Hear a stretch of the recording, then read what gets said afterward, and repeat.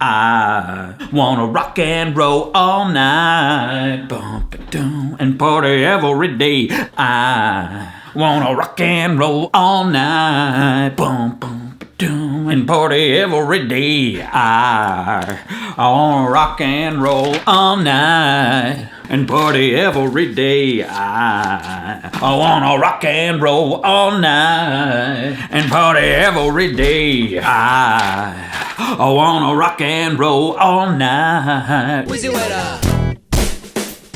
Whew, thank goodness for that intro. Hey, beard lovers. I just kept on shouting. Hey, I kept on shouting. Nope. So today, it's January 12th. 2017! Happy Zanzibar Revolution Day, Tanzania, and good work on that flag. You know I love a slanty flag. I love lots of things that slant. Here's a list. That weird slanting building in Chicago, some football passing routes, cable news bias, Leaning Tower of Pisa, me after I eat a tower of pizza, and Matthew McConaughey on DVD covers. That was the least clickbaity list of all time. Move nowhere, BuzzFeed. Here's another list. Things that I don't think I'm good at. 1.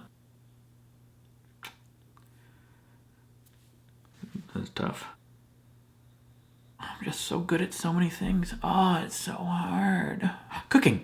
I'm not very good at cooking. And mostly, it's just because I don't do it very often. My wife cooks for me all the time, and that's unfair. Today, I'm gonna cook all by my selected helper, HelloFresh. Thanks to HelloFresh for sponsoring today's video. They are a meal kit delivery service that makes cooking fun, easy, and convenient for schlubs like me. They currently offer customers a classic box or veggie box, and you can order 3, 4, or 5 meals per week that serve 2 to 4 people. Each week, they send you new recipes with step-by-step instructions designed to take around 30 minutes, and they can work for novices or super seasoned chefs. They source the freshest ingredients with exact quantities so there's no food waste. And it's delivered free to your doorstep in an insulated box, just like how I was born. Is that where babies come from? For $35 off your first week of deliveries, go to HelloFresh.com and use my code WheezyWaiter35. HelloFresh.com with code WheezyWaiter35. It's because I'm 35 years old, where I was last year. That's really good. Thank you. My own recipe that I made from ingredients I bought myself and portioned out myself. No, you didn't. I watched you cook the whole thing. I watched you unbox it all. This box right here, all the food was in this box. Since it's Thursday, beard lovers, it's time for our new segment we started last week called Thursday Things. Thursday Things. In which we do a thing. Today's thing, I made Tony Hawk Clone, who's going to show you how to do a skateboard trick. Are you ready, Tony Hawk Clone? I just made Hawk Clone. Oops. This has been Thursday Things.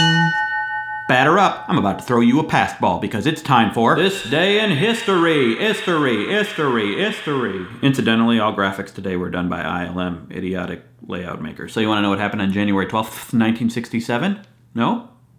Well then I guess stop watching because I'm gonna tell you anyway. Dr. James Bedford became the first person to be cryonically frozen with the intent of future resuscitation. That's right, his naked body's sitting somewhere frozen right now. Well, I don't know if it's naked, but here at Wheezy Studios, everyone is naked until proven clothed. Ain't that right, lawyer clown? That is absolutely correct. Put some clothes on you, oh.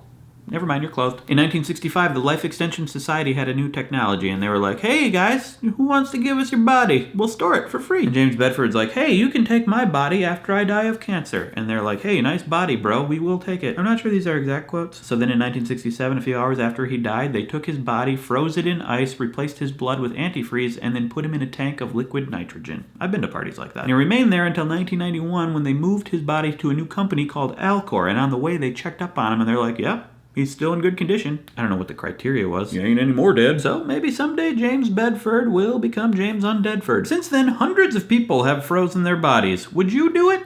I would do it if it were free. You can do whatever you want to my body, I don't care. There's another quote I'll later regret. But Alcor charges $200,000 to store your whole body and $80,000 for just your head. And I'm not going to pay that much unless I have millions of dollars. I don't know how much rent's going to be in Ghost Town. But this leads to another question. Would you want to live forever if you could, without being a vampire or zombie, with a healthy body? Personally, I'd give it a try.